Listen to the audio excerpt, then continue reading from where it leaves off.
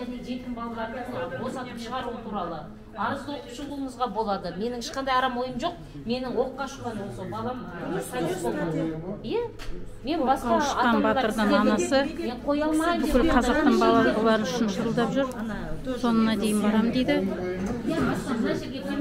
Ақтөбе қаласынан келген батырдың інісі Астанада тұрады, Ақтөбенің батыры. Мына Талдықорғанның батырының әпкесі, Алматы қазақ елінің батырларынан туыстары құдалап жатыр. Сонына дейін барам дейді. Мына кісі баламды өлтірген, оқ атқан адам таппағанша ешқайда қайтпаймын. Нада бойып мен шетелге де шығып жалба жасайтын боламын. Сондықтан қайтпаймын. Қазір бүгін кіргізбесе, ертең келем, ертең кіргізбесе, бір ай, бір жыл, 10 жыл болса да, осыны до конца добьюсь. Онсыз мен ешқайда кетпеймін. Рахмет. Бүкіл қазақ елі сізге сүйсініп жатыр, рахмет айтып жатыр. Ал енді мына Ақтөбеде азаптанып, түрмеде жатқан батырдың інісі Астана қаласында тұрады. Анасының атынан келіп отыр. Қазақша кішкене шорқақта сөйлейді, бірақ та айып етпеңіздер, қазақша тырысып жүр. Осыған рахмет айтайық. Қазақша сөйлеңіз, орысша да сөйлей беріңіз. Менің есімім Медет Болат, фамилиям Шамуратов. Менің ағам уже 2 ай болды, сол түрмеде отыр. Оның статьясы 272 бірінші бап. Ешқандай дәлел жоқ. Наоборот, бізде свидетельдеріміз бар.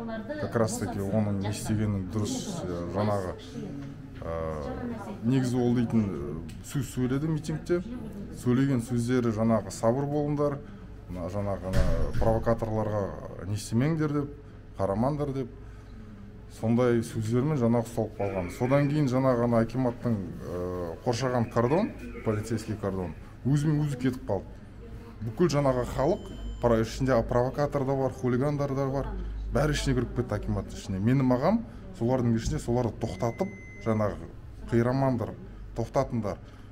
Сондай адамдардың бірісі. Ондай видеофиксация да бар. Бәрі түрмеде отыр.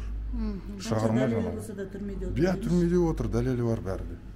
Енді оның единственный жаңағы несі, кінәсі, ол 2 жыл бойы жаңағы гражданский активист. Енді өзінің YouTube каналы бар, өзінің өлеңдері бар, өлең айтады. Сол үшін жаңағы қамап тастады. Как неугодный государству человек. Енді орысшаны жеткізіңіз, ойыңызды жақсылап. Америкада көріп жатыр. Орысша болғанда енді, в принципе, вот уже на протяжении 2 месяцев брат находится в СИЗО по статье 272, часть 1, организация массовых беспорядков с применением оружия, там куча всего. Вот, на самом деле он гражданский активист, уже на протяжении последних нескольких лет имеет свою определенную точку зрения, которую как бы защищает, да, ну и активно выступает, у него YouTube канал, он поет песни с определенным смыслом. Вот, и вот 5-6 числа он, получается, вышел на вот этот митинг, выступал несколько раз с трибуны, и так получилось, что в какой-то момент полицейский кордон просто-напросто разошелся. То есть те, кто охраняли акимат, Куат Шамуратов. Вот. И вдруг кордон разошелся, и, естественно, весь народ, среди них там и провокаторы были, и хулиганы были, ворвались в этот акимат, начали долбить. Он там, еще группа полиции определенная, начали защищать этот акимат. То есть, если бы не они, акимат вообще сожгли бы чертовой матери. А он был одним из тех, он, по сути, герой на самом деле. А его закрыли на 2 месяца, и вот на 3-й месяц продлили его там нахождение. Я не знаю, я так понял, его просто так не отпустят. В любом случае ему что-то там, какую-нибудь статью появит, что-то там ему дадут. А так есть видеофиксация прямо в акимате, где он защищает этот акимат. А другие говорят: стойте, ребята, говорят, не нападайте. Есть судебно-филологическая экспертиза его речи, который также говорит о том, что в его словах нет ничего такого, что нарушал бы конституционный строй, что как-то там, я не знаю, провоцировал людей на какие-то там противоправные действия. То есть все было в рамках закона, все его действия. Ну, сидит человек, сидит, и бесполезно что-либо делать. Писали всем, бесполезно. Халық тұрғанда сіздердің балаларыңыз, туыстарыңыз біз үшін қазақ елінің батыры болып есептеледі. Біз қазақ елінің атынан сіздердің алдыларыңызда басымызды иіп тіземізді бүгеміз. Сіздердің арқаларыңызда мына митингта үлкен жақсы жеңіске жеттік. Көп олигархтар, Масимов, Назарбаевтар қашты. Енді қазір біздің екінші көктейтін әңгімеміз мына Қасым Жомарт Тоқаевты тақтан алып, өзіміздің қазақ елімізге бейбітшілік, жақсылық, жанашыр, өзіміздің қазақ елімізге жанашыр, қазақ елінің қарапайым халықтан шыққан азаматымызды отырғызып, Тоқаевты тақтан кетіруіміз керек. Бізге бұндай Тоқаев керек жоқ. Халыққа оқ атқызып, стрелять на поражение без предупреждения деп, бүкіл бір отбасына атқызып, періште 15 жасар баламыз кетті, 12 жасар баламыз кетті, 4 жасар қызымыз кетті. Ондай президент бізге керек жоқ. Орыс құл, Путиннің жандай шабы, Путиннің қол жаулығы, Путин ол фашист біз үшін. Ертең біздің қазақ елімізге ол орыстарын жинайын деп отыр, қарап отырсақ, орысын жинаса ол ертең біздің үстімізден геноцид, қазақ елін жою мақсатымен жасалып отыр. Голощекин кезінде казахи, бараны, их можно без войны взять деп, сол без войны взяли. Міне тіліміздің бәрі орысша, ойымыздың бәрі орысша. Орысша сөйлейтін адамның ойы бөлек қазақша сөйлейтін адамнан. Олардың ойы мәңгүрт. Олар ешқашанда қазақ еліне қазақша сөйлеп, ешқашанда осы жанын бермейді. Бәрінде өзгертуіміз керек. Мына келіншекке рахмет. Баласын жоғалтса да қалған қазақтың баласы үшін шырылдап соңына дейін барам дейді. Талдықорғаннан келген Ақтөбенің адамдары барлықтары шетінен жиналып, соңына дейін жетеміз. Барлығын босатып, ақтап, ақ қылып түрмеге отырғызды ма, ақ қылып шығарсын. Қазақтың батыр ұлдары деп атақ берсін керісінше. Ешқандай экстремист жоқ. Біздің елімізде жалғыз террорист ол Тоқаев, Қасым Жомарт Кемелұлы, және оның жанындағы жандай шаптары бірін алып, бірін салып жатыр. Назарбаев кетсе де, Назарбаевтан басқа тура сондай адамдарды орнымен ауыстыра салған. Бізге ол қазақ еліне ешқандай жақсылық туғызайын деп отырған жоқ. Бізге жаны ашып отырған жоқ. Сол үшін қазақ елім демалу деген жоқ, бос отыру деген жоқ, әлі күрес жалғасады. Ең негізгі қазір біздің мына қазақтың батыр ұлдарын шығарып алу, сол мына баланың құнын төлесін, мынау анаға үйін олигархтар қашып жатыр, қашып кетті дейді. Қашып кетті, Назарбаевтар қашып кетті, солардың зәулім үйлерін осы қазақтың батырлары митингте қаза болған батырларға отбасына үйін берсін, ақшасын берсін. Мыңдаған Масимовтың ақшасы табылып жатыр дейді. Осы батырлардың қолына ұстатсын. Біздің талап сол. Менің жеке өзімнің басымен айтатын осы талабым осы. Олигархтан қалған бүкіл байлық пен үйлері біздің мына қазақтың батырларына, жетім жесірлерге және митингқа қатысқан бүкіл қазақтарға басымды иіп тіземді бүгем сіздердің алдыларыңызда. Сіздер батырсыздар, біз батыр халықпыз. Алға қазақ елім, демалу деген жоқ, жалғасады, күрес деген. Рахмет, менің 100 мың жазушыларым, подписчиктарым YouTube арнамда ылғи жақсы сөздерін, жақсы леп сөздерін жазып жатыр. Әділді сөздері жақсы, рахмет. Алға қазақ елім, белсенділер қол қусырмаңдар, жүріңдер, таласыңдар, барыңдар баратын жерлерге. Біз енді осы мына келіншектердің, мына кісілердің шашбауын көтеріп, Бағдагүл екеуміз жүреміз артынан.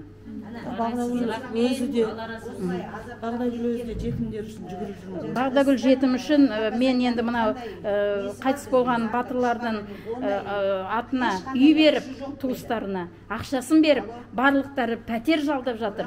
Масқара қазақ елінде. Бұлар не террорист болып шықты ма? Бұл түгі жоқ болғасын шығып отыр.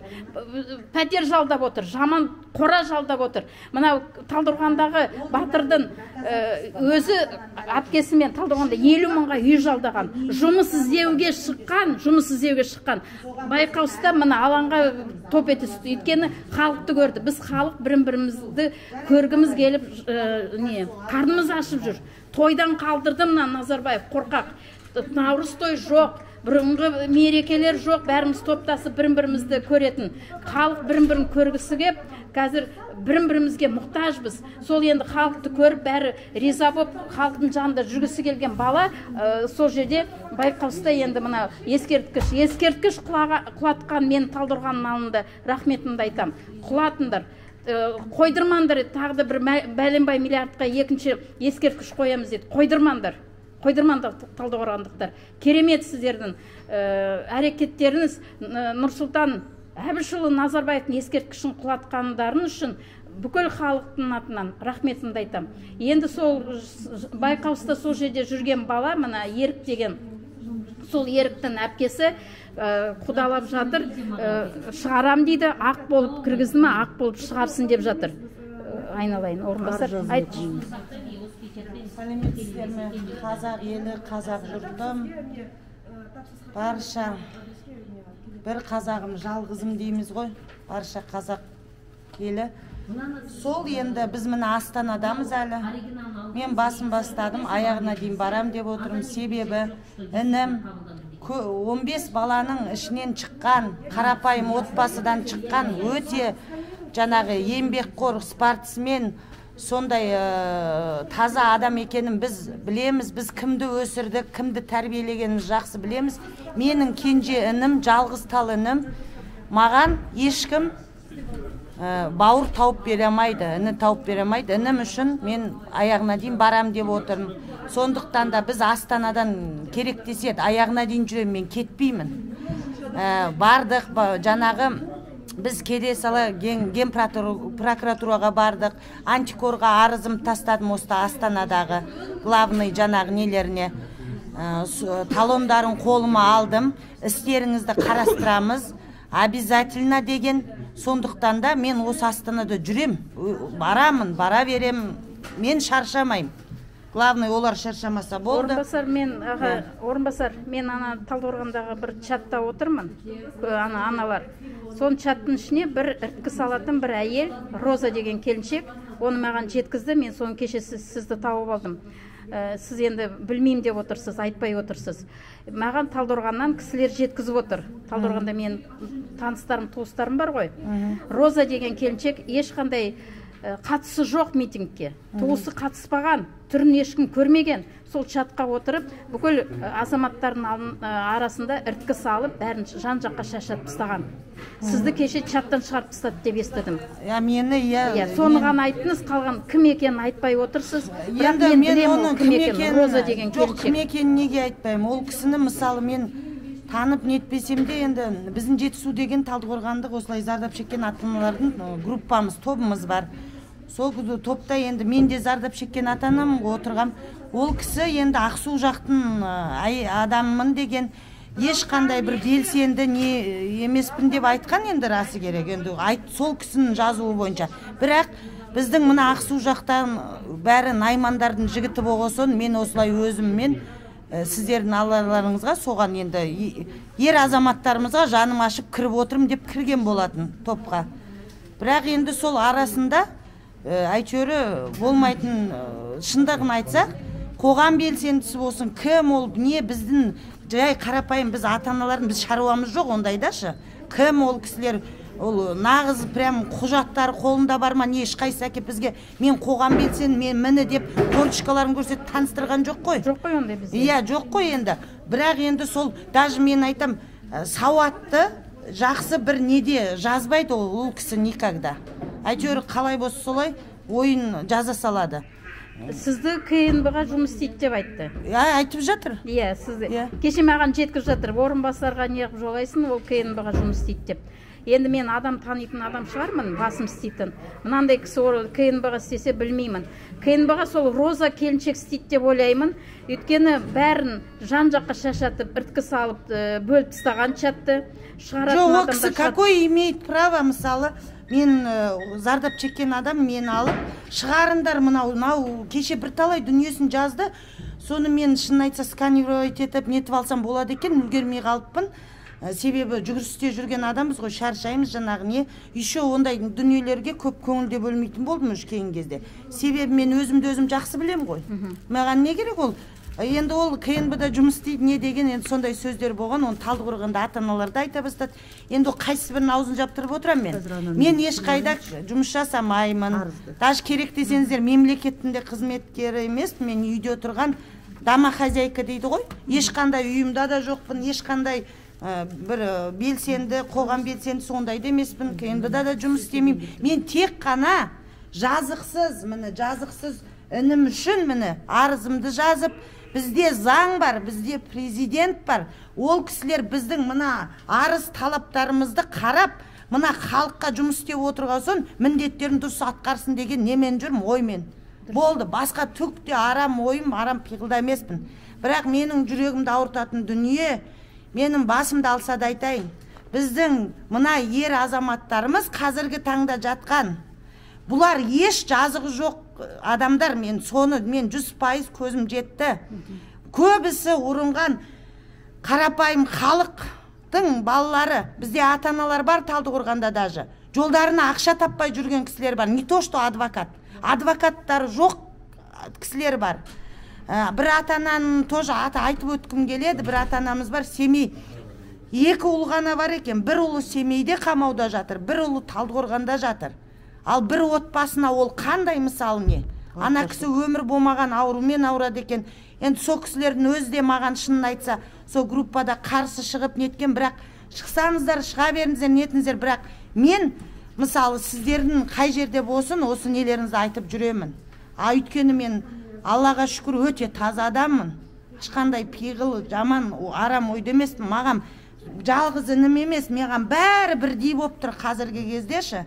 Себебі мен көзім жетті, тек қана осы қара халықтың балалары осылай зардап шегіп жатыр. Сондықтан Талдықорған қаласындағы қалған мына митингке қатысқан бүкіл қазақтың балаларын, қыздарын мен батыр деп есептеймін, өз жеке басым. Сол басқа батырлардың туыстары неғып келмеді сізбен? Неге жалғыз жүрсіз? Мен енді айттым, расы керек, ата-аналар біріншіден ол қанша дегенмен мемлекет болсын, адвокат жалдасақ та нетсек те ол біздің балаларымыз. Біздің бауырларымыз, біздің аға, біздің нелеріміз. Сондықтан бізде жаңғыз адвокатқа, жалғыз неге мемлекетке деп нетпей, біз жүгірейік. Біз қылмыскер емеспіз ғой. Біз тек қана сол шырылдап қайтсек те осы жалғыз Талдықорғанда қалқамай, барайық, Астанаға барайық, жазатымыз жазайық. Ешқандай біз қылмыс жасап жүрген жоқпыз ғой. Заңды жолмен жүрейік ата-аналар, құрметті ата-аналар, жүрейік деп барайық, жүгірейік деп неттім. Бірақ сол айтып тұрмын ғой, аяғында өзімді мынау енді дұрыс айтпайды, бұл араңдатушы, ата-аналардың арасында да күлкім келеді. Маған сен КНБ-да жұмыс істейсің дегендер болды. Сонда мен расын айтайын, тағы қайталап айтам, міне ата-аналар көрсеңіздер. Мен інім үшін керек десе КНБ-да да жұмыс істеймін деп айттым. Міне, інімді главный шығаруым керек дедім, болды. Бірақ мен КНБ неде жұмыс істеймін айттым ғой, мен қарапайым адаммын. Оны жек көрем мен. Жылағанды жек көрем, ақталғанды жек көрем. Зачем это? Лишний раз. Бірақ мен бар ғой, осы Астанада жүрсем де, наоборот ата-аналарға айтатым, сіздер наоборот адамды жөні жоқ қаралағанша бар ғой, бізге осы рахмет айтыңыздар. Міне, рахмет айтыңыздар. Қандай болса да жалғыз, мысалы інімме нет жатқан жоқ. Біз, мысалы менің інімнің 272-ның 2-ші бабы ғой, сол бойынша қаншама дүние тастадық біз. Ол 272-ның 2-сімен менің жаңғыз інім отырған жоқ қой қазіргі таңда. Сондықтан да сіздер бірінші ақ-қараны ажыратып ап, мана байқұс шырылдап жүр екен ғой деп, мына көздеріңізді бошым ашыңыздар, ояныңыздар. Қараңғы қорадан шық десе. Не деген сөне? Бір ата-аналар айтады, бізге саясаттың не керегі бар, ойбай онда нетпей қойық, басымызды қатырмайық, басымыз. Біз ешқашан саясатпен айналсамыз деген емеспіз. Бірақ менің бар ғой, менде жаңағы менің көзім жеткен дүние, бізді саясатпен араластырып, алпарыстырып қойған осы биліктің өзі ғой, енді расын айту керек. Сәлеметсіз. Бізді мына саясатқа араластырып, алпарыстырып қойды енді. Сен қандай дүниеде араласпайым десең де араласып отырсың. Арыз жазып, бәрін етіп отырсың, сен саясат қой соның бәрі. Ал жаңағы мен даусым өзі, кешіріңіз, өзі зор сондай адамна. Сонымен мен даже түсінгенім, міне, көпшілік қауым қазақ елі айтарым сіздерге. Мына біздің қоғамда, осындай қоғамда біз өмір сүріп жатқан соң, біз бар ғой, өміріміздің өзі саясат екен. Жай өміріміздің өзі саясат екен. Сондықтан да жаңағы өте саяси сауатты болуымыз керек екен. Құқымызды білуіміз керек екен. Әр адам өз құқығын білу керек екен, көз ашық болу керек екен. Мына интернеттің керек дүниесін тағы айта кетейін, бәрін үйреніп алыңыздар. Жаңағы Facebook дейді, Instagram дейді. Мен де ауылда жатқан қарапайым адам болған. Мен де Facebook'ты да пайдалану білмедім. білмеймін вообще оны. Мен тек қана WhatsApp қана нететім, оның өзін балаларым сабақ үшін ғана. Ол WhatsApp'та да ешқашан көп сөйлеп нетіп көрмеппін, бірақ бізге жаңағы Инстаграмда, Фейсбукта, в общем, бәрі керек екен. Қазақ елі айтарым сіздерге, жаңағы саяси сауатты болып, өз-өздеріңізді қорғай алатын жағдайда, құқықтарыңызды қорғай алатын жағдайда көздеріңіз ашық болу керек екен. Соны айтамын енді қазақ еліне. Сол Алла қаласа, расымен де біздің мына жатқан балаларымыз жаңағы не ғой? Жаңағы жазықсыз ғой, жіберсін. Мен айтам бар ғой, міне президентімізден бастап айтарым, міне биліктегі адамдар сіздерге де.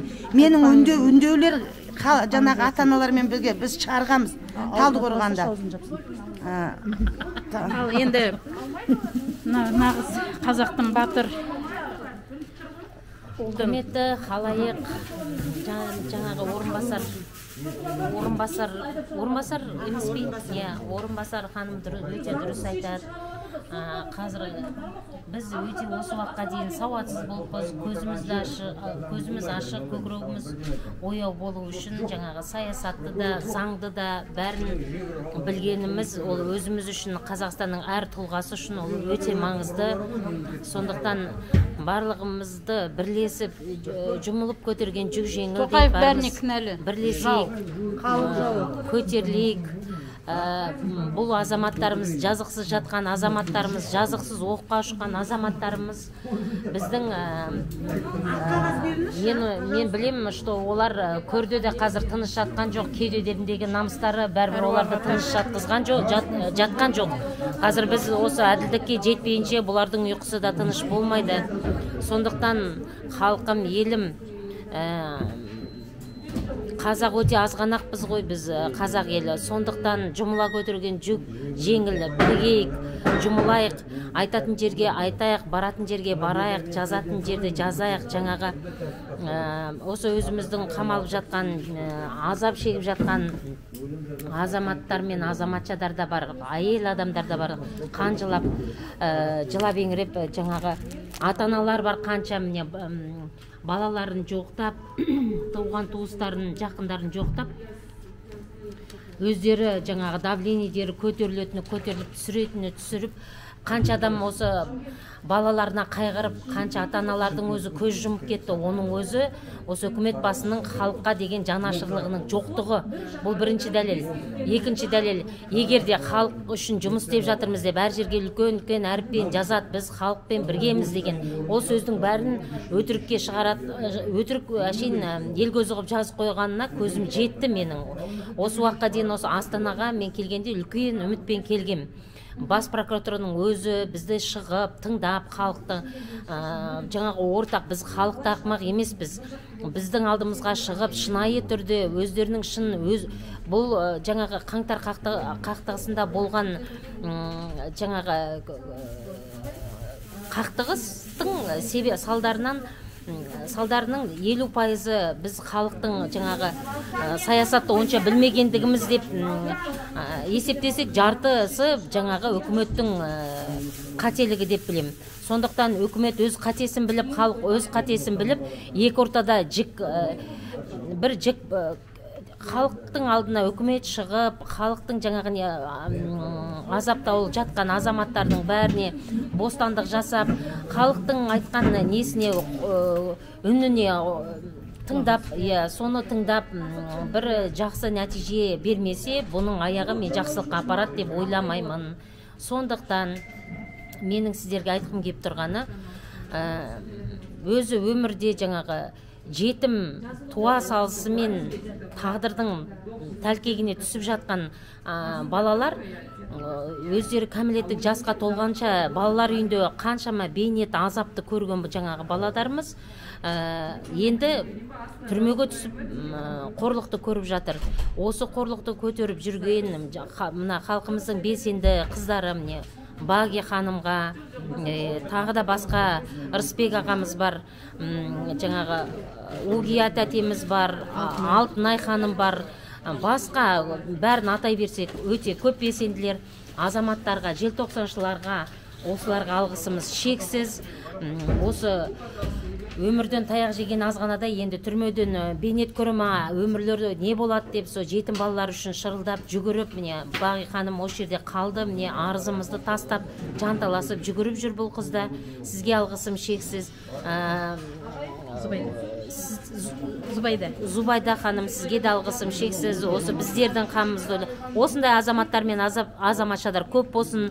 Басқа жатқан, әлі оғалмай жатқан қазақ еліне айтқым келеді, жеткізгім келеді, ұқтырғым келеді. Ел іргесі анандай болып жатыр. Ертең біздің басымызға осындай жағдай түспесіне кім кепіл? Ертеңгі күні біз осындай быт-шыт болып жатсақ, бізге ел басына жағдай түссе, біз